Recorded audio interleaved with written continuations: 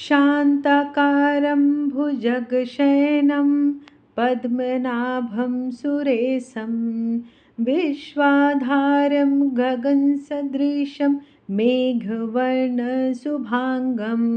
लक्ष्मीकान्तं कमलनयनं योग्यविद्यानगम्यं वन्दे विष्णुं भवभयहरं सर्वलोकैकनाथम्।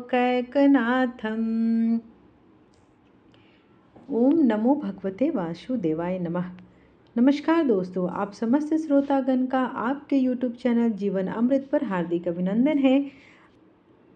जैसा कि नाम से ही प्रतीत होता है कि इस व्रत का नाम ही पुत्रदा एकादशी है। इसका अर्थ है पुत्र देने वाली एकादशी। मान्यता है कि इस व्रत को करने से संतान प्राप्ति होती है। यह व्रत सभी प्रकार के पापों को नष्ट करने वाला माना जाता है। इस दिन भगवान विष्णु की पूजा करने से उनके विशेष कृपा प्राप्त होती है। पुत्रदा एकादशी का व्रत करने से घर में सुख तथा शांति आती है।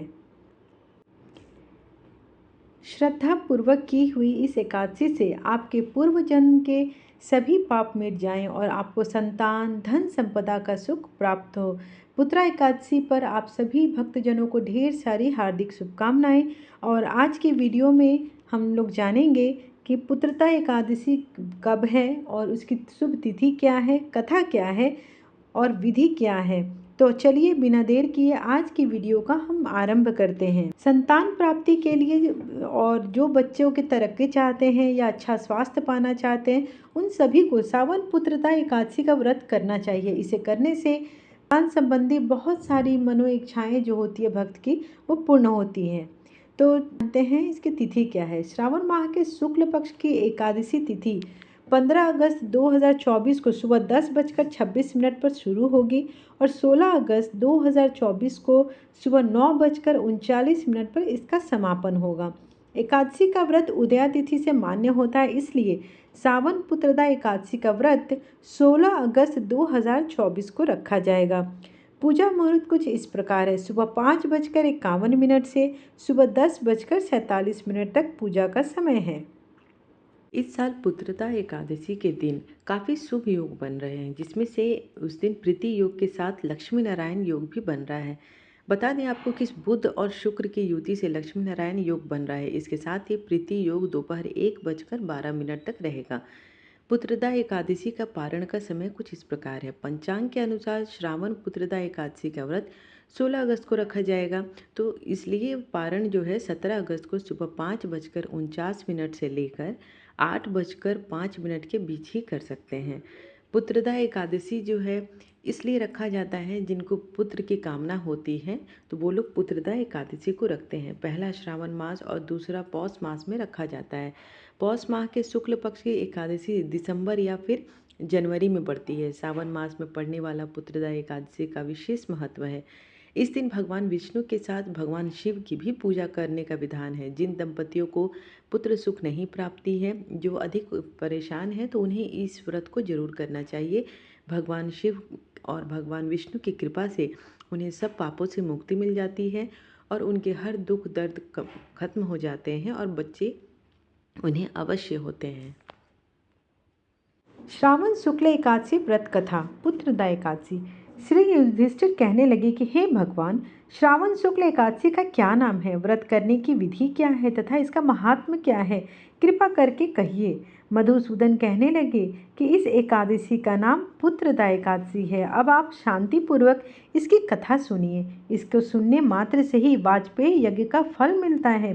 द्वापर युग के आरंभ में महिष्मती नाम की एक नगरी थी, जिसमें महिजीत नाम का राजा राज्य करता था, परंतु पुत्रहीन होने के कारण राजा को राज्य सुखदायक नहीं लगता था। जिसके संतान न हो उसके लिए यह लोक और परलोक दोनों ही दुखदायक होते हैं। पुत्र सुख की प्राप्ति के लिए राजा ने अनेक उपाय किए, परंतु राजा को पुत्र की प्राप्ति नहीं हुई। वृद्धावस्था आती हुई देखकर राजा अपनी प्रजा के प्रतिनिधियों को बुलाकर कहने लगे कि हे प्रजाजनों, मैंने इस जन्म में तो कोई पाप किया नहीं। मेरे खजाने में अन्याय से उपार्जन किया हुआ धन नहीं है, न मैंने कभी देवताओं तथा ब्राह्मणों का धन छीना, किसी दूसरे की धरोहर भी मैंने नहीं ली। प्रजा को पुत्र समान पालता रहा। मैं अपराधियों को पुत्र और बांधवों की तरह दंड देता रहा। कभी किसी से घृणा नहीं की, सबको समान माना है, सज्जनों की सदा पूजा करता हूँ। इस प्रकार धर्मयुक्त राज्य करते हुए भी मेरे पुत्र नहीं हैं, सो मैं अत्यंत दुख पा रहा हूँ। इसका कोई कारण बताइए।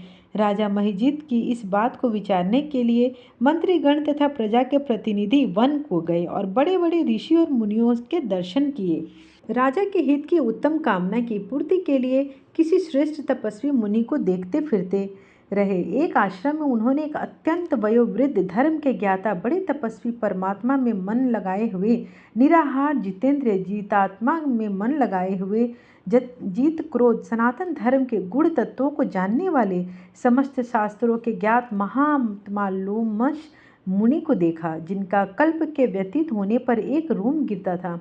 सबने जाकर ऋषि को प्रणाम किया और उनके सामने बैठ गए। उन लोगों को देखकर मुनि ने पूछा कि आप लोग किस कारण से हमारे सामने आए हैं। निसंदेह आप लोगों का हित करूँगा। मेरा जन्म केवल दूसरों के परोपकार के लिए ही हुआ है, इसमें कोई संदेह मत करो। लोमस ऋषि के ऐसे वचन सुनकर सब लोग बोले कि हे महर्षि, आप हमारी बात जानने में ब्रह्मा से भी अधिक समर्थ हैं, अतः आप हमारे इस संदेह को दूर कीजिए।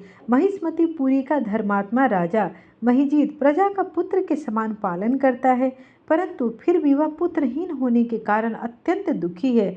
हम लोग उसकी प्रजा हैं, अतः उसके दुख से हम भी दुखी हैं। आपके दर्शन से हमें पूर्ण विश्वास है कि हमारा यह संकट अवश्य दूर हो जाएगा, क्योंकि महान पुरुषों के दर्शन मात्र से अनेक कष्ट दूर हो जाते हैं। अब आप कृपा करके राजा के पुत्र होने का उपाय बतलाएं। यह वार्ता सुनकर ऋषि ने थोड़ी देर के लिए अपने नेत्र बंद किए और राजा के पूर्व जन्म का वृत्तांत जानकर कहने लगे कि ये राजा पूर्व जन्म में एक निर्धन वैश्य था। निर्धन होने के कारण इसने कई एक बुरे कर्म किए। यह एक गांव से दूसरे गांव व्यापार के लिए जाता था और एक समय ज्येष्ठ मास के शुक्ल पक्ष की द्वादशी के दिन मध्याह्न काल के समय, जबकि वह 2 दिन का भूखा प्यासा था, एक जलाशय पर जल पीने गया। उस स्थान पर एक तत्काल की ब्याही हुई प्यासी गौ जल पी रही थी। राजा ने उस प्यासी गौ को जल पीते हुए हटा दिया और स्वयं जल पीने लगा, इसलिए राजा को यह दुख सहना पड़ा। एकादशी के दिन भूखा रहने से वह राजा हुआ और प्यासी गौ को जल पीते हुए हटाने की वजह से पुत्र के वियोग का दुख भोगना पड़ा। ऐसा सुनकर सब लोग कहने लगे कि हे ऋषि, शास्त्रों में पापों का प्रायश्चित भी तो होता है, तो कृपा कर प्रायश्चित बताएं। अतः जिस प्रकार राजा का यह पाप नष्ट हो जाए, आप ऐसा कोई उपाय बतलाइए। लोमस मुनि कहने लगे कि श्रावण शुक्ल पक्ष की एकादशी को, जिसको पुत्रदा एकादशी भी कहते हैं, तुम सब लोग व्रत करो और रात्रि को जागरण करो, तो इससे राजा का यह पूर्व जन्म का पाप अवश्य ही नष्ट हो जाएगा। साथ ही राजा को पुत्र की प्राप्ति भी अवश्य होगी। लोमस ऋषि के ऐसे वचन सुनकर मंत्रियों सहित सारी प्रजा नगर को वापस लौट गई और जब श्रावण शुक्ल एकादशी आई तो लोमस ऋषि के आज्ञा अनुसार राजा सहित सबने पुत्रदा एकादशी का व्रत किया और रात्रि जागरण भी किया। इसके पश्चात द्वादशी के दिन इसके पुण्य का फल राजा को दिया गया। उस पुण्य के प्रभाव से रानी ने गर्भ धारण किया और प्रसव काल समाप्त होने पर उसके एक बड़ा तेजस्वी पुत्र उत्पन्न हुआ। इसलिए हे राजन, इस श्रावण शुक्ल एकादशी का नाम पुत्रदा एकादशी पड़ा। अतः संतान के सुख की इच्छा करने वाले इस व्रत को अवश्य करें। इसके महात्म्य को सुनने से मनुष्य सब पापों से मुक्त हो जाता है और इस लोक में संतान के सुख को भोग कर परलोक में स्वर्ग को प्राप्त करता है। इस प्रकार पुत्रदा एकादशी की कथा यहीं समाप्त हुई।